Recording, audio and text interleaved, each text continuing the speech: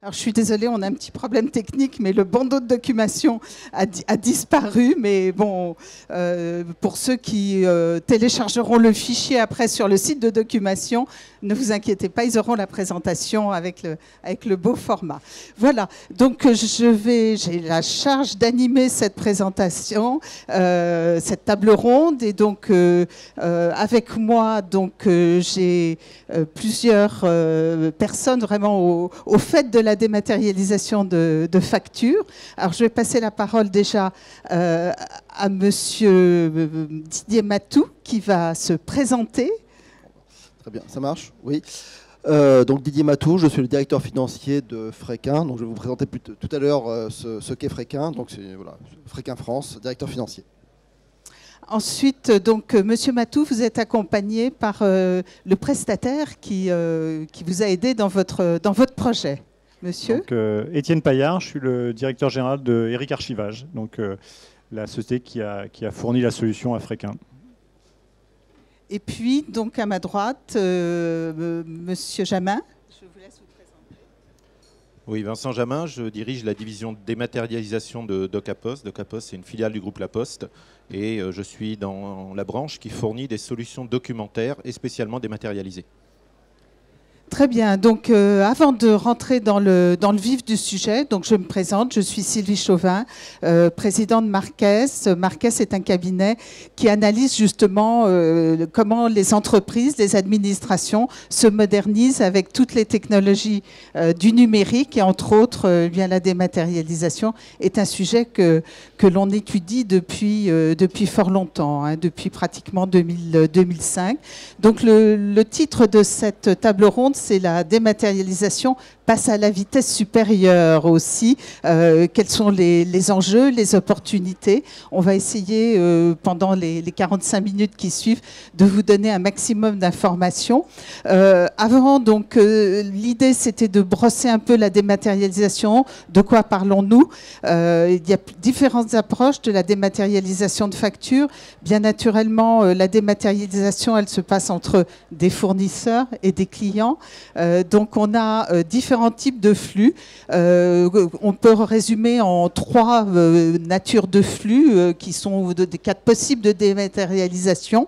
Alors, en rouge, on voit une dématérialisation de factures papier fournisseur relativement traditionnelle où on reçoit un document papier, il est ensuite dématérialisé via un système de scan, l'ADRAD, pour ensuite être mis soit dans des archives papier, soit dans des archives numériques. Ensuite, il y a une dématérialisation dite simple qui, elle, n'a pas de valeur légale, fiscale.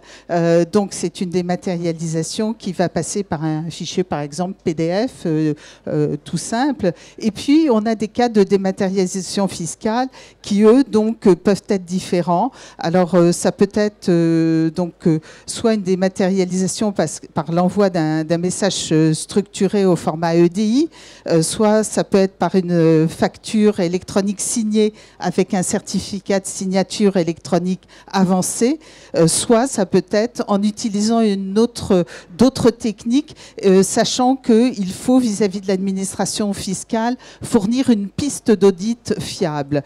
Donc, on a différentes possibilités de dématérialisation entre les factures fournisseurs et les clients. Alors, la progression des pratiques de dématérialisation de factures en France, j'ai pas repris tous les chiffres depuis 2005, mais déjà depuis 2007, on voit que l'évolution est assez visible.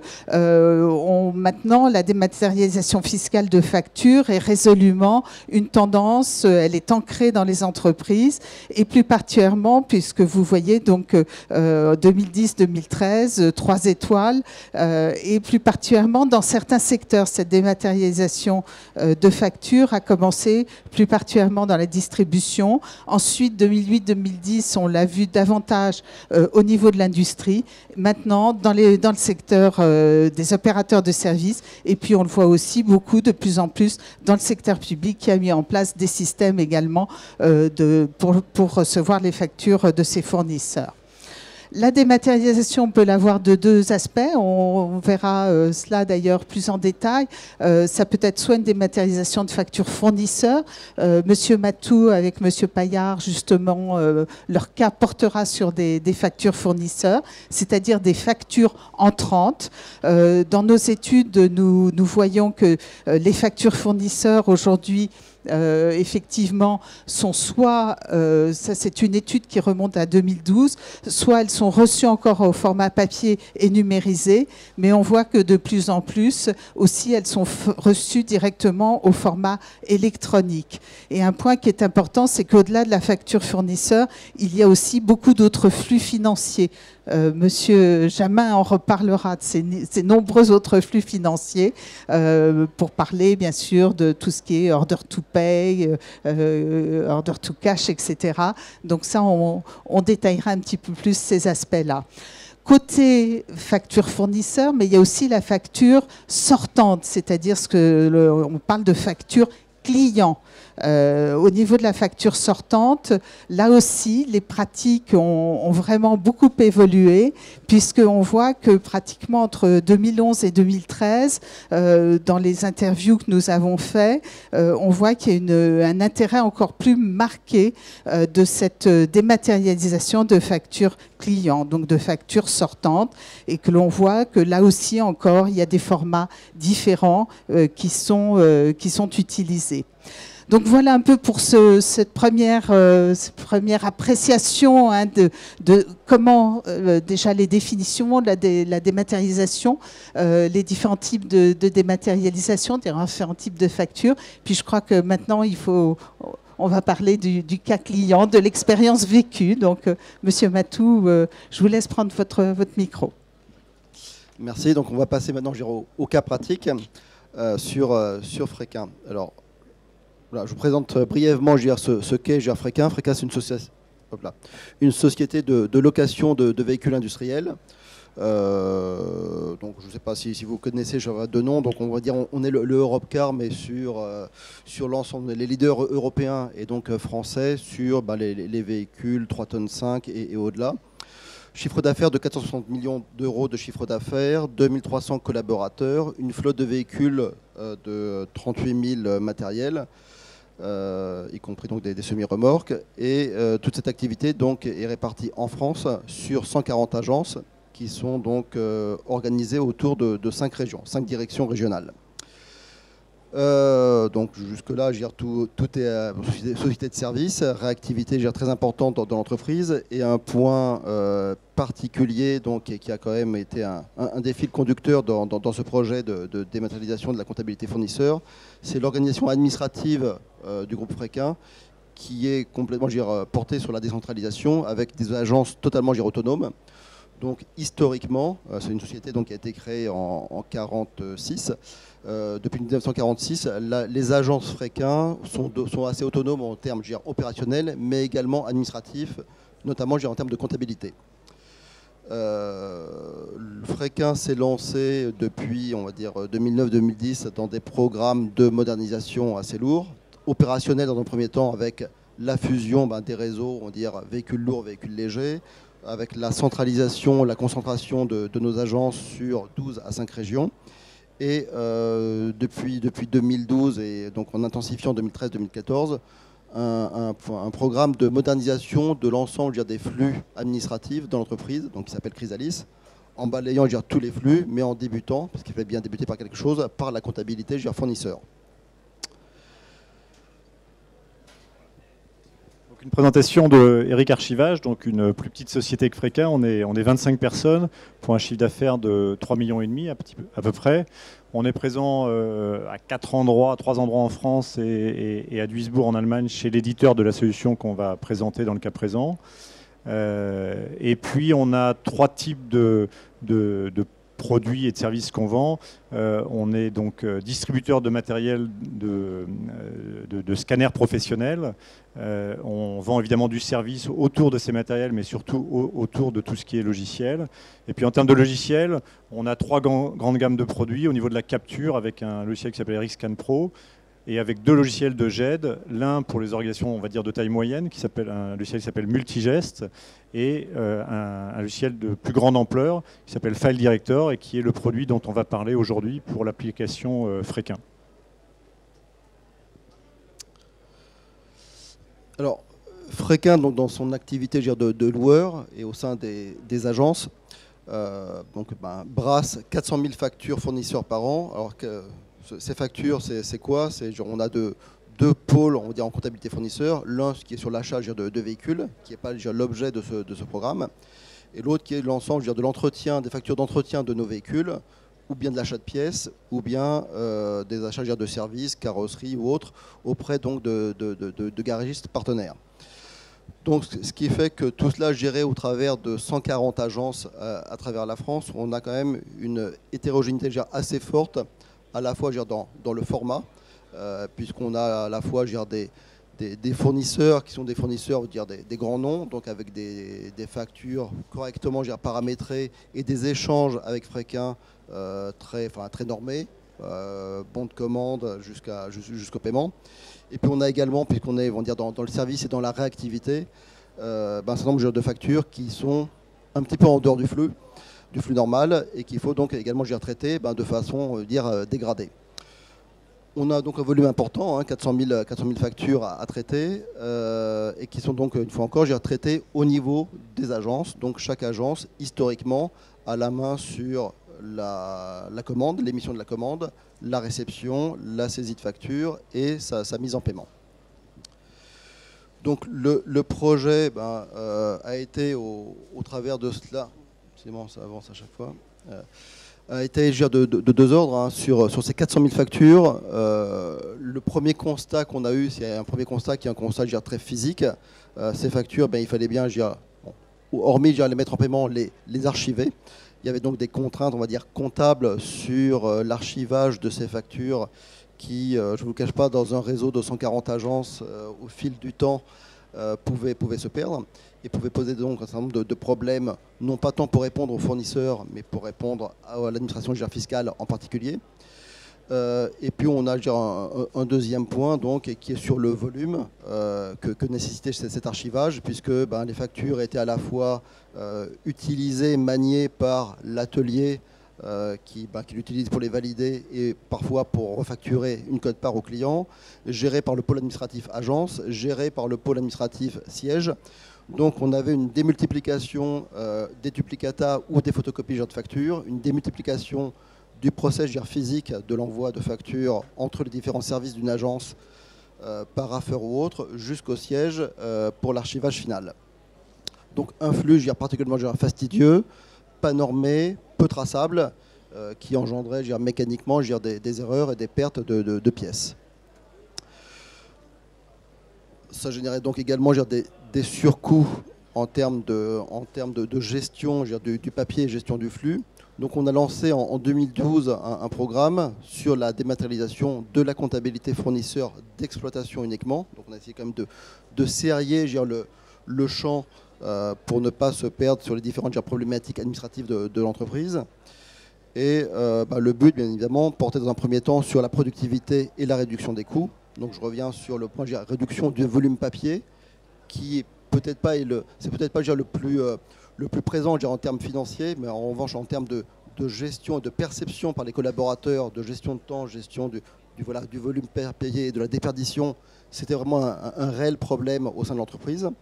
Et puis également, donc, ce sont les autres points, la faible valeur ajoutée que peut représenter la saisie de facture dans une agence, combinée au manque de compétences, on va dire, d'une agence qui est plutôt tournée sur l'opérationnel et qui a des compétences, on va dire, comptables plutôt allégées. Ça, c'était un premier point sur, on va dire, la gestion du flux. On avait un autre point qui est sur l'auditabilité, la traçabilité de la pièce. Au-delà donc du double ou du triple archivage du dossier fournisseur qui faisait qu'au fil du temps, lorsqu'on souhaitait réellement récupérer un dossier fournisseur, une facture, en dépit du triple archivage, on ne retrouvait que rarement les pièces, que rarement j'exagère, mais il y avait du fait une déperdition, tout le monde pensant que c'était à l'autre de faire le travail. Et sur l'amélioration du traitement des dossiers, notamment donc l'accompagnement du flux, une fois encore, de la commande à l'atelier pour la validation, Donc on est quand même dans des ateliers où les pièces et notamment les prestations de services nécessitent une validation, un bon à payer technique, puis un bon à payer, on va dire, administratif avant la mise en paiement. Et sur un flux donc assez léger, une agence en général chez Fréquin, c'est quand même une vingtaine de personnes dont on va dire, les 2/3 des effectifs sont tournés sur l'atelier. Et dans l'autre quote-part, on va dire dans le dernier tiers, la grande majorité des personnes sont en statut commercial, donc la fonction purement administrative est allégée à son strict minimum. Donc on n'avait pas de compétences purement administratives tournées sur la gestion du document et tournées sur la rigueur du process. Fort de ce constat, donc,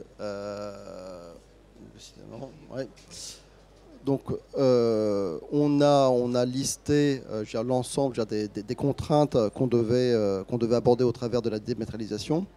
Donc, avec le premier point pour nous, c'était la diversité des traitements et des pratiques. Une fois encore, le groupe Fréquin, c'est au fil du temps 4 sociétés qui ont fusionné. C'est 140 agences et, on va dire, 140 pratiques différentes, même si, bien évidemment, il y a des journaux de procédures, mais au fil du temps, chaque agence a un petit peu dérivé. Donc, il y a des traitements particuliers, à la fois dans les ateliers et dans les pôles administratifs. Et donc, on avait donc une diversité de pratiques qu'il fallait ou bien recadrer avant la mise en place de la dématérialisation, ce qui pour nous était assez inconcevable parce que ça nous mettait dans des échelles de temps bien trop longues, ou bien utiliser justement la dématérialisation pour, on va dire, contraindre l'ensemble des collaborateurs à appliquer le traitement standard. On a une autre problématique forte chez Fréquin qui est donc l'intégration atelier administratif. Voilà, le document papier doit transiter auprès de 2 personnes de 2 secteurs clés. L'atelier qui donne l'ordre, qui réceptionne, qui valide la qualité, et le pôle administratif qui est plus en charge, bien évidemment, de son traitement, comptabilisation et paiement. Dans une agence, une fois encore, avec des structures assez allégées, cette charnière ne s'opérait pas toujours très bien, avec donc des déperditions de documents, avec des tensions, des conflits, ce qui amenait justement des photocopies à tout va, chacun voulant se garantir de quelconque remontrance. Donc chacun faisait son stock de photocopies, son propre archivage de factures au cas où. Donc voilà, on a artificiellement gonflé le volume papier dans l'entreprise, notamment entre l'atelier et l'administratif. Et puis ensuite, on a une réelle problématique de contrôle interne, puisque chez Fréquin, historiquement, les agences étant autonomes, elles ont également la main sur le paiement. Et donc, tout le cycle jusqu'au paiement était aux mains des agences. Donc, le bon à payer n'était pas toujours suffisamment formalisé, notamment au regard d'un directeur financier, avec justement des délais de paiement pas toujours respectés, ou plus courts ou plus longs que le contrat. Donc on a essayé, au travers de ce système, de normer et de s'assurer d'un strict respect des engagements contractuels à l'égard de nos fournisseurs. Le fait qu'il y ait un éventail très large d'interlocuteurs dans l'entreprise, notamment au sein de l'atelier, service achat, service administratif, eh bien on a eu recours à un consultant que je nomme des maths conseils, qui nous a donc aidé sur l'expression du besoin. Donc à la fois sur les besoins comptables, qu'en tout cas mes équipes maîtrisaient, mais aussi donc les besoins des ateliers et de l'intégration, de l'échange qui pouvait s'opérer entre le système de dématérialisation, Eric Archivage, le workflow et l'intégration avec notre système propre. On a un ERP propre, à la fois dans la gestion des ateliers et à la fois dans la gestion comptable. Les interactions donc entre ces 2 systèmes, plus la complexité, on va dire, qui existe chez Fréquin, sur notamment la réactivité. Il fallait que le système soit suffisamment réactif pour permettre d'absorber les flux de factures, notamment, j'appelle les factures dégradées. Ça a probablement été la phase la plus critique, et là où le consultant nous a plus aidé à formaliser le besoin.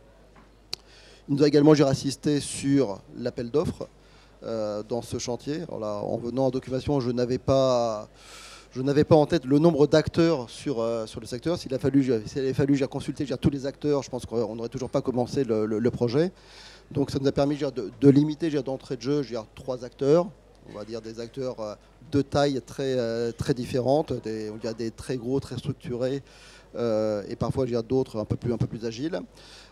Et sur ces 3 acteurs, on a pu complètement partager l'ensemble du flux, l'ensemble de cahier des charges, du besoin, l'affiner le cas échéant avec ces acteurs.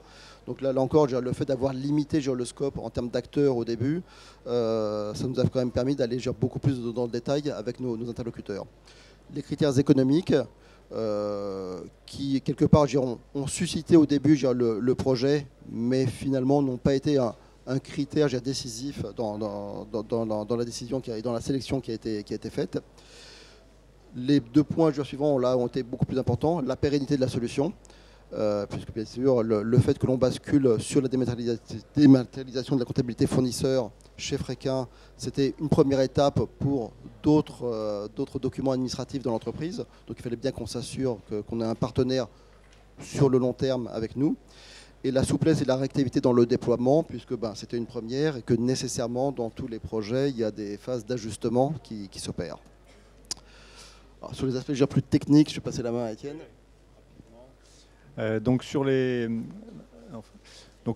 solution retenue s'appelle File Director. Les grands concepts, je vais y passer rapidement. C'est une conformité à toutes les normes, règles ou exigences légales du type modèle OIS, du type 42013, bientôt 42020, puisque c'est une solution qui est à la fois une GED et finalement un coffre-fort électronique. Une caractéristique, c'est qu'on encapsule chaque document dans une capsule XML finalement, qui permet de gérer tout ce qui est index, de gérer tout ce qui est intégrité et traçabilité au niveau du document même. On gère évidemment les signatures électroniques au niveau serveur et au niveau utilisateur. On gère un eurodatage de l'ensemble des opérations, etc., pour assurer une traçabilité et une sécurité de chacun des documents.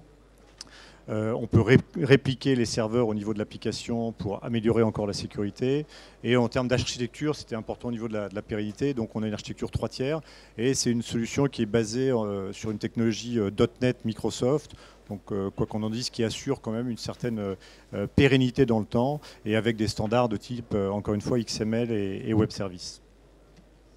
Alors ça, c'était les grands concepts un peu généraux de la solution. Ce qu'il y a à la fois au moment de l'appel d'offres et puis dans la réalité du projet, les points importants de la solution, les forces importantes de la solution qui ont été cruciales pour la réussite du projet.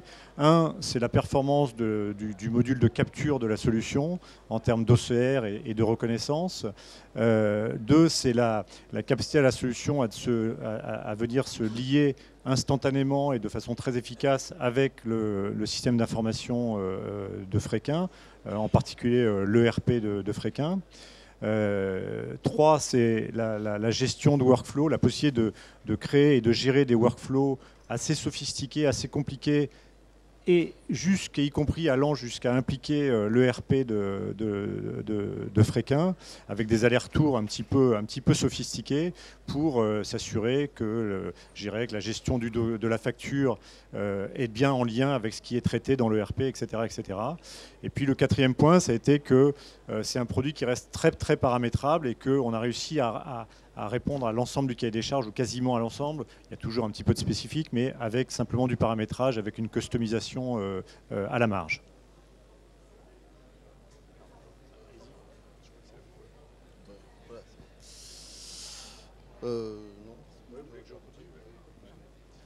Donc en termes dans le déploiement, Didier a décrit la société. Il y a 140 agences et chacune de ces agences étant assez autonome, le choix a été fait de faire une dématérialisation au niveau de l'agence avec un système de reconnaissance automatique local et en temps réel, qui permet de faire un contrôle qualité local et en temps réel. Donc c'est un petit peu ça qui a guidé le choix de la solution. Donc les opérateurs, puisque finalement la population peut être assez hétérogène, l'opérateur reçoit ses factures, les scanne directement pas dans l'atelier, mais presque. On vient reconnaître un certain nombre d'informations, et puis un lien est fait avec la base de données, l'ERP de Fréquin, et il y a un contrôle de qualité qui est fait localement. Et avec une très forte interaction, puisque pour améliorer tout ce qui est OCR, on a fait un choix de limiter la reconnaissance à finalement une seule zone et de venir chercher d'autres informations dont on avait besoin au niveau de la GED directement dans le système d'information. Donc, juste un point là, les allers-retours de processus, c'est réellement le point dans le développement et le déploiement du projet où on a rencontré le plus de difficultés. Puisqu'il fallait que nos systèmes se parlent et de se parlent à tout moment en dépit, on va dire, des utilisateurs et de leurs compétences, on va dire, informatiques. Le déploiement, donc 8 mois, ça c'était déjà la phase la plus longue sur l'expression de besoin et l'appel d'offres. Ça a été très long parce que on a eu beaucoup de discussions en interne pour essayer de structurer et d'identifier l'ensemble des besoins, parfois cachés, notamment au sein des ateliers. La phase de développement, je ne l'ai pas mentionné, mais sans doute assez rapide, et surtout derrière un déploiement sur site qui a été la phase, on va dire, pour moi la plus intense, puisque c'est là qu'on a rencontré les bugs, notamment les bugs opérationnels. Il n'y a pas eu de bugs, on va dire, techniques, fort heureusement, sur la démat, mais en revanche des bugs sur les échanges entre l'atelier et les systèmes entre eux, donc les allers-retours qu'il pouvait y avoir, et le workflow, quelques ajustements techniques qu'on a pu opérer, et puis le nombre de pilotes qu'on avait probablement surdimensionné, puisqu'on était quand même parti avec des pilotes répartis un petit peu sur toute la France, qui étaient difficilement gérables, et on s'est rapidement recentré sur 2 pilotes en Île-de-France, où on a pu monter en compétences très, très rapidement. Les dissensions et perturbations qui existent à toute gestion du changement, donc de l'ingérence de certains départements dans le projet, des remontées parfois on va dire erronées sur des dysfonctionnements du système, des tensions, on va dire, sociales sur le projet. Donc un challenge sur la communication, sur l'état d'avancement du projet et les implications que ça allait générer, tant dans la montée en compétences des collaborateurs que bien évidemment sur les productivités que ça pourrait générer. La phase de stabilisation, on y est. Appropriation, confiance des équipes. Donc là-dessus, aujourd'hui, on est quand même dans une phase où il y a une vague très positive qui fait qu'on a quasiment on a 4 régions sur 5 qui ont basculé. Et donc le message aujourd'hui est très positif sur l'acceptation au changement.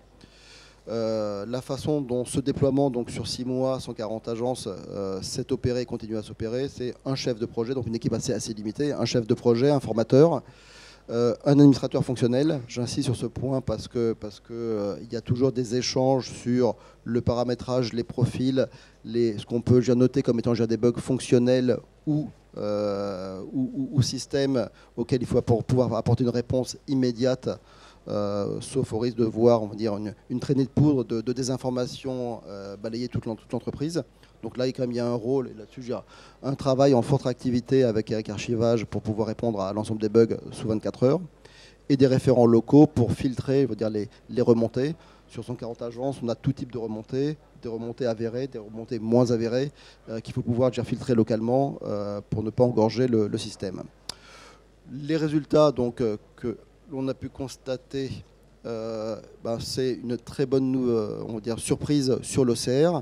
Lorsqu'on a initialement lancé le projet, tout le monde, on est passé, on va dire, des deux extrêmes, à la fois en imaginant que l'OCR allait tout reconnaître sur la facture et qu'on n'aurait plus rien à faire, à on va dire, une plus triste réalité du fait de nos factures, en partie manuscrites, mais en tout cas jamais standard de la part de nos fournisseurs. Donc on avait plutôt tablé sur une reconnaissance OCR de l'ordre de 35 à 40%. On est sur une moyenne aujourd'hui de 60%. Donc ça facilite fortement la tâche des collaborateurs comptables.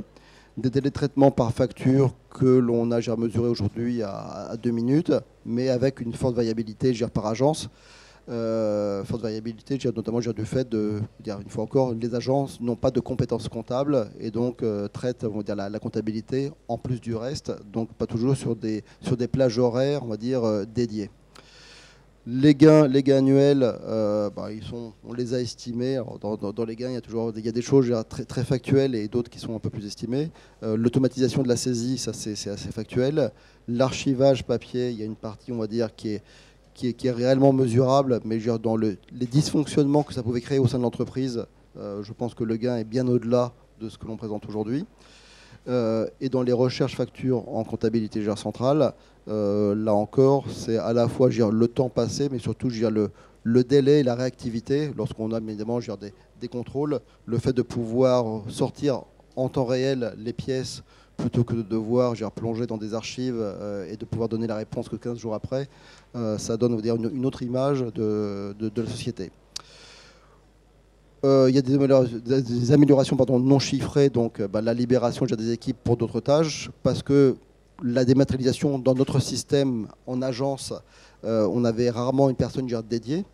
Donc on a libéré du temps des personnes. Donc là, quand on estime les gains, ce ne sont pas des gains en full ETP, hein. Ce sont des contributions de personnes qu'on a pu réorienter sur des tâches plus opérationnelles, qui étaient réellement leur cœur de métier.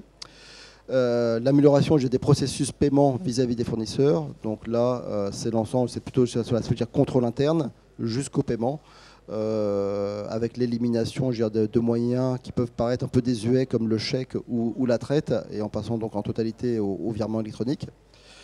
L'amélioration de la relation fournisseur, puisqu'on a une meilleure, on veut dire, de meilleurs échanges, une totale visibilité du fournisseur sur le règlement de ses factures. Et une démarche d'amélioration continue qui n'existait pas jusqu'à présent, qui est d'apporter, de recenser toutes les améliorations possibles sur la dématérialisation et de les intégrer dans une V2 sur le projet. Les prochaines étapes, là, pour conclure, c'est le déploiement. Donc on a une dernière région sur laquelle doit s'opérer le déploiement, y compris donc le paiement par virement de nos fournisseurs. Le recrutement d'un administrateur fonctionnel qui aujourd'hui, donc, la prestation est assurée par Eric Archivage, mais à terme, compte tenu du volume, ce sera donc un poste à doter en interne. La dématérialisation nécessite également pour nous la rédaction, de reformuler notre manuel de procédure et la montée en puissance de la comptabilité fournisseur qui passe d'un rôle, on va dire, de pure saisie à un rôle d'administration.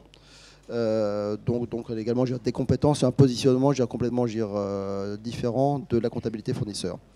Et puis derrière ça a ouvert le champ des possibles, puisque on est passé de deux extrêmes. La première en première phase qui était la dématérialisation ne peut pas s'appliquer chez Fréquin parce qu'on est décentralisé, parce que nos fournisseurs sont particuliers, nos ateliers sont particuliers. Aujourd'hui, fort de ce succès, on a l'administration des ventes, la gestion des immobilisations, le service assurance, les cartes grises, donc d'autres pans administratifs de l'entreprise qui viennent se greffer, on va dire, sur la dématérialisation pour justement éviter les déperditions de documents et l'archivage. Merci beaucoup, Monsieur Matou, pour ce riche exemple que vous avez vécu là au cours des derniers mois. Et puis, j'ai noté que vous aviez fait à peu près une économie d'un peu moins de 2 € par facture, hein.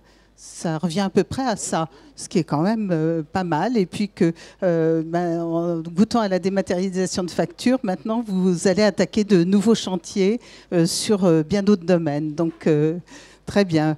Alors, Monsieur Jamin, donc pour DocApost DPS, hein, je crois. Donc, nous avons parlé là de la facture fournisseur, nous avons parlé d'un flux, mais dans la relation client-fournisseur, il y a aussi pas mal d'autres flux. Est-ce que vous pouvez nous dire votre expérience chez DocApost avec vos clients, quels autres flux financiers vous abordez en termes de dématérialisation ? Oui, effectivement, les flux financiers, la facture fournisseur est un des chantiers qui est important, mais il y a énormément de flux financiers qui sont, entre guillemets, éligibles à la dématérialisation. Donc on a vu l'exemple de la facture fournisseur, hein, qui est extrêmement important et on voit bien les gains. Il y a aussi un point qu'on constate, nous, que je pense qu'il était dans les parties non chiffrées et que l'on constate avec un certain nombre de nos clients, c'est aussi la diminution du temps de traitement des litiges.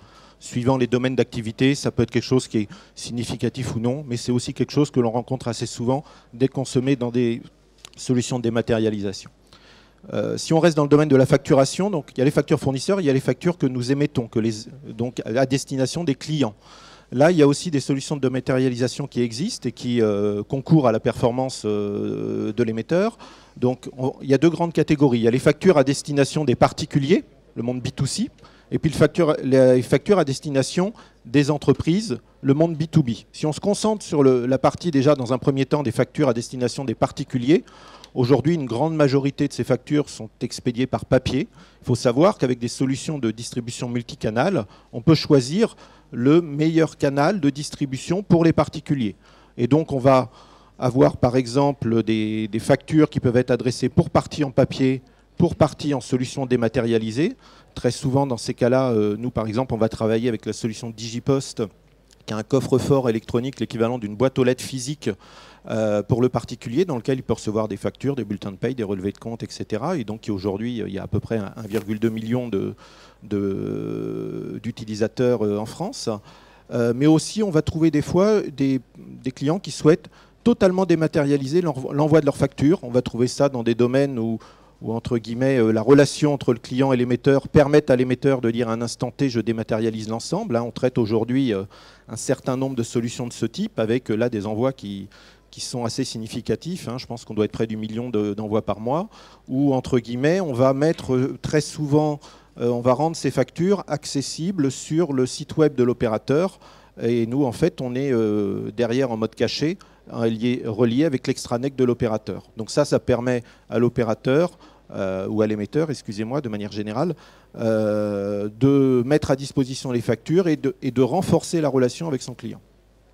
Ça, c'est dans le domaine du particulier. Dans le domaine de l'entreprise, on a une problématique complémentaire qui est la TVA, la récupération de la TVA et donc derrière tous les contrôles fiscaux y afférents. Donc il y a une évolution de la réglementation, je ne vais pas rentrer dans le détail parce que là on pourrait passer un bon moment en juillet. Il faut savoir que, et c'était très bien montré dans les évolutions que Mme Chauvin a présentées, il y a aujourd'hui 3 possibilités pour dématérialiser les factures dans le monde B2B. Donc il y a le monde structuré qui existe depuis très longtemps, qui sont des formats du style EDI et donc qui vont entre guillemets directement d'un ERP à l'autre. On a une deuxième voie qui concerne le PDF signé, donc qui existait aussi déjà dans l'ancienne réglementation, donc qui permet de dématérialiser fiscalement ces documents, c'est-à-dire que ça peut être opposable en cas de contrôle. Et puis une dernière voie qui a été rajoutée en juillet, ce qui s'appelle la voie 1, c'est en fait pas vraiment de contrainte sur l'émission des documents, mais par contre ce qu'on appelle des pistes d'audit, c'est-à-dire l'ensemble des éléments de traçabilité qui quelque part, face à un contrôle, vont démontrer la sincérité et le suivi des opérations de facturation. Voilà ce que l'on peut dire dans le monde de la facture B2B. Le monde de la facturation, ce ne sont pas les seuls flux qui sont concernés dans le cadre des flux financiers. On en a parlé un peu là dans le cadre de Fréquin, c'est-à-dire qu'on a démarré sur la facture fournisseur, mais en fait le sujet c'est le dossier fournisseur. Donc les dossiers dématérialisés, bon, là il y a eu un exemple sur le dossier fournisseur, mais on a aussi la même chose avec les dossiers clients. Eh bien, ces dossiers dématérialisés permettent, entre guillemets, des économies extrêmement importantes au niveau de la performance de l'entreprise. La productivité, ça a été évoqué, donc avec des gains significatifs dans le cadre de l'entreprise Fréquin. Je peux vous citer des exemples deux exemples un peu extrêmes. Un service qui fait 7-8 personnes, il économise 1 ETP par mois dans la gestion avec la mise en place de dossiers dématérialisés. Et puis un autre avec 400-500 personnes, une entreprise plutôt éclatée en termes d'établissement et qui estime son gain à 37 annéum en termes de productivité, de gains de recherche, de partage de l'information, etc. La productivité, c'est une chose, mais notamment dans le cadre des factures clients, les gains ils vont aussi sur la trésorerie, sur le cash flow. À partir de ce moment-là, on aide au recouvrement. On peut avoir des solutions très simples qui, dans le recouvrement, permettent d'envoyer de manière automatique à quelqu'un qui n'a pas payé sa facture les preuves de, par exemple, son bon de commande ou son bon de livraison, qui vont quelque part lui donner le justificatif pour qu'il ne puisse pas se cacher derrière cette absence de justificatif pour effectuer le règlement. Ça, c'est des premiers cas de figure. Et puis, on peut aussi mettre des solutions un peu plus évoluées, où à la limite, en même temps qu'on lui distribue la facture, eh bien, on va appairer les documents, bon de commande, bon de livraison, ce qui fait qu'il reçoit les deux à la fois. Et là, normalement, le recouvrement il s'effectue de manière beaucoup plus rapide. Donc ça, c'est un point aussi extrêmement important dans les dossiers dématérialisés. Un point qui a été évoqué dans les graphes initiaux à la présentation, c'est toute la relation contractuelle. Aujourd'hui, l'immense majorité des contrats est faite sous format papier et éventuellement dématérialisé pour être mis en ligne et partagé. Il existe des solutions de contractualisation électronique sur lesquelles les contrats sont maintenant électroniques nativement. Donc on a des solutions qui permettent de faire ça. Là, il peut y avoir des impacts aussi assez forts, notamment si vous êtes dans un secteur d'activité où la vitesse de conversion entre la proposition de l'offre et la signature du contrat est importante. Et donc là, en électronique, eh bien, évidemment, on va renforcer le taux de conversion des prospects en clients. Donc ça, c'est un point important dans la partie contrat. Et puis un dernier point dans les flux financiers qui concerne plus les directeurs comptables que les DAF, c'est la comptabilité.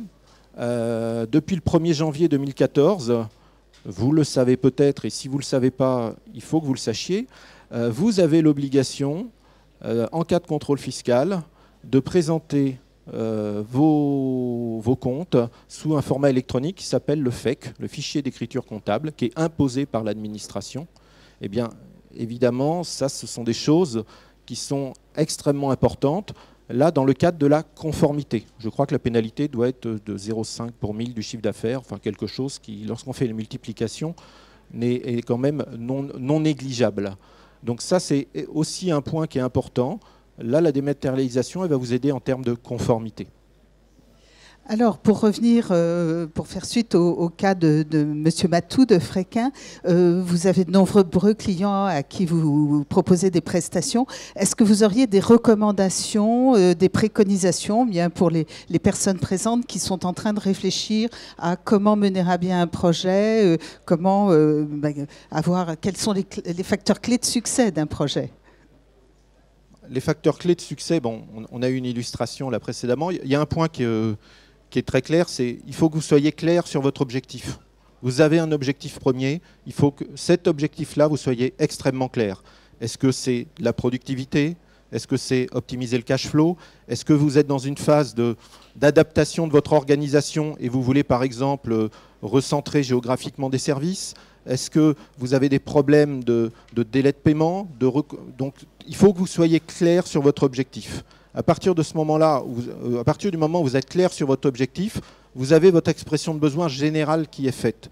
Et à partir du moment où on a ces points-là, effectivement, on va pouvoir mettre en place des solutions de dématérialisation qui peuvent être très simples et très light à mettre en place suivant l'impact que vous voulez donner à votre organisation, ou voire extrêmement structurantes si vous voulez en profiter pour remettre au carré vos process. Dans l'exemple que j'ai vu, 140 agences, des fonctionnements un peu historiques différents, un choix très clair de dire pour optimiser la productivité, il faut que je remette un petit peu tout le monde dans le même moule.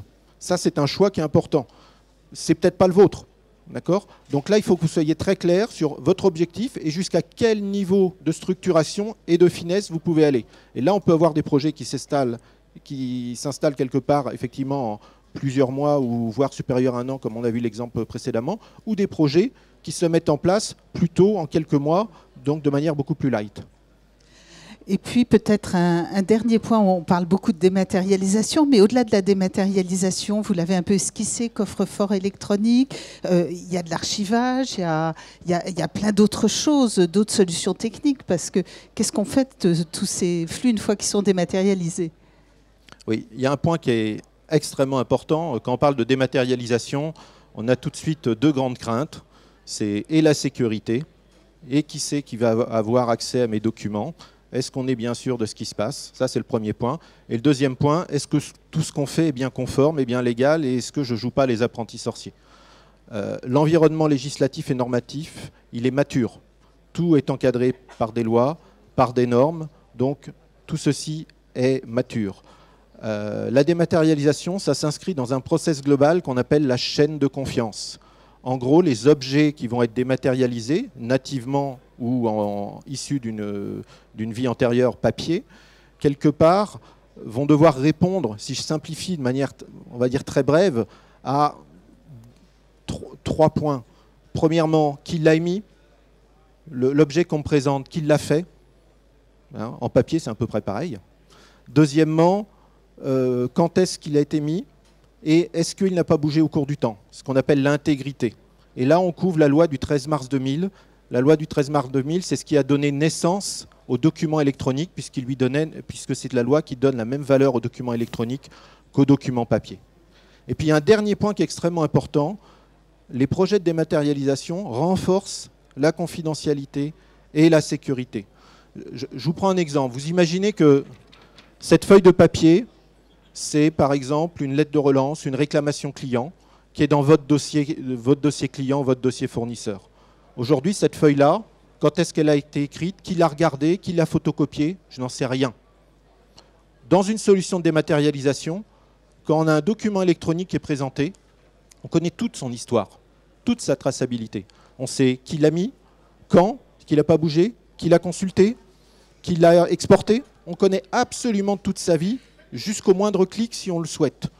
Et donc, en termes de confidentialité et de sécurité, non seulement on est au même niveau que les process standards, papier que l'on connaît historiquement, mais on va beaucoup plus loin. Et le fait d'aller beaucoup plus loin, ça autorise, entre guillemets, un foisonnement extrêmement important. Je vais prendre l'exemple des factures clients. En général, on déploie ça en premier pour l'administration des ventes, qui vont gérer le suivi du client, le recouvrement, etc. Et très souvent, on va l'étendre aux commerciaux, aux managers. Et donc, on va s'autoriser un déploiement beaucoup plus riche et qui, quelque part, va concourir à la performance de l'entreprise parce que cette chaîne de confiance, ces technologies, nous donnent cette latitude d'ouverture du périmètre fonctionnel. Merci beaucoup pour ces précisions. Là, je crois qu'il est midi un peu passé. Moi, je voudrais quand même... 13 heures, oui, passé. Il y a peut-être quelques questions dans la salle. Est-ce que des personnes souhaitent poser... Monsieur, je ne sais pas s'il y a un micro dans la salle. Est-ce que... Vous pouvez parler fort, très bien, oui.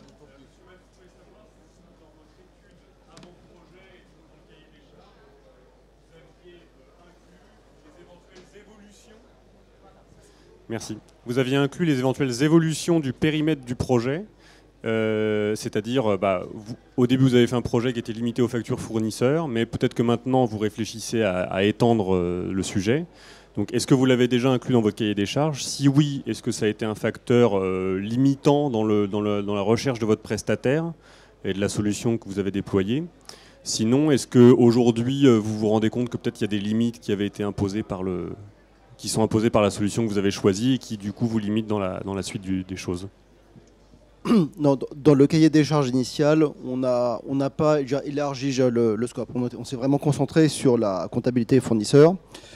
Alors, je ne vous cache pas qu'en interne, ça a donné lieu à un certain nombre de discussions entre les services comptables, financiers qui voulaient avancer très vite sur ce projet et une vision beaucoup plus large, notamment de la DSI, de pouvoir, dans sa stratégie de dématérialisation, aborder tous les cas, toutes les possibilités, dépeindre une cartographie des process de l'entreprise avant d'acter une décision.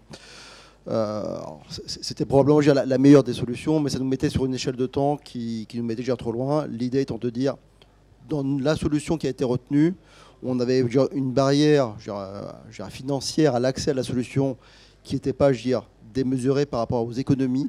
Et l'idée était plus de dire, il faut qu'on se lance, il faut qu'on réussisse à démontrer sur un exemple, et probablement que la comptabilité fournisseur était l'exemple qu'on avait estimé le plus simple, peut-être pas à raison, mais en tout cas le plus simple à aborder pour acter le fait que la dématérialisation, ça marche, et ça marche aussi dans une entreprise comme la nôtre, que tout le monde dépeint comme spécifique. Donc on avait, dans l'équipe projet, avec la direction générale, avec la DSI, on avait essayé de lister tous les pans de l'entreprise qui pourraient être éligibles à la dématérialisation.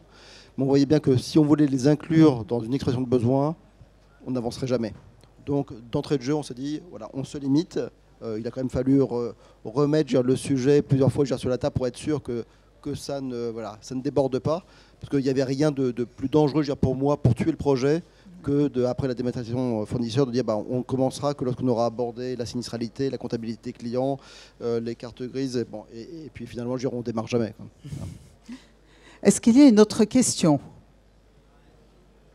Non? Oui, monsieur. Vous vous présentez avant? Bonjour, Laurent Chamard.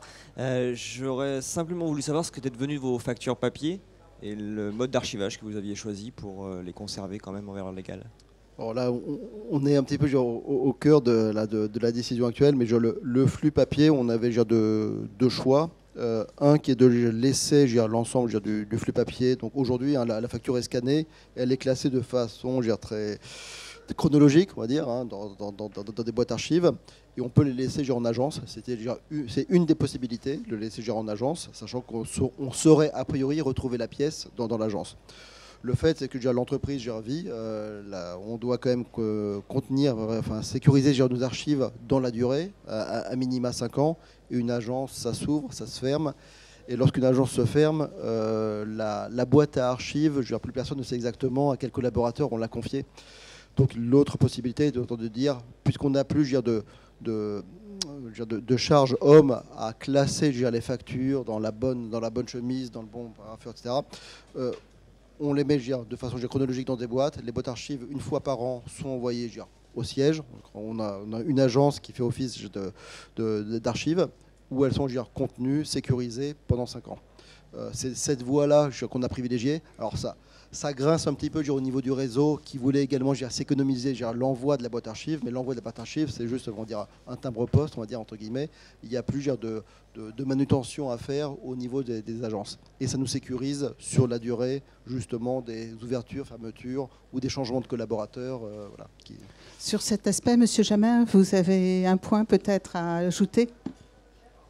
Oui, peut-être. Donc effectivement, la plupart du temps, les documents papier sont conservés. Parce que ce qui coûte cher, c'est surtout les recherches et la réinsertion dans les dossiers. Donc je suis tout à fait en phase avec ce qui a été dit.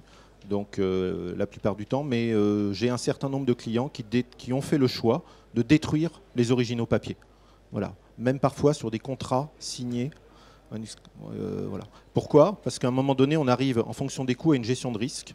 D'accord. Et à partir du moment où, dans notre cas, on a un process de numérisation qui est certifié depuis la sortie du scanner, et donc le document, à partir du moment où il est signé électroniquement, il est, entre guillemets, tracé et on rentre dans la chaîne de confiance, les éléments de preuve qui sont associés, le client, dans sa gestion de risque, a considéré que la probabilité qu'il soit en défaut sur l'original était extrêmement faible. Et à l'usage, c'est ce qu'on constate sur un certain nombre de cas de figure. Mais on rentre dans de la gestion de risque. Merci. Une dernière question? Non? Bon, écoutez, alors merci beaucoup. Je dois remercier Monsieur Matou. Ah, Monsieur Paillard, juste un point. J'ai indiqué oui, qu'on venait de Lyon en particulier, donc j'ai amené un petit peu de Côte-du-Rhône blanc, et donc vous êtes bienvenue de venir sur le site sur le stand d'Éric Archivage pour l'apéritif. Voilà. Merci beaucoup Monsieur Matou. Monsieur Paillard, merci. Et puis merci de l'invitation. Monsieur Jamin aussi, on peut vous voir sur votre stand, je crois. Merci mesdames et messieurs, bon appétit.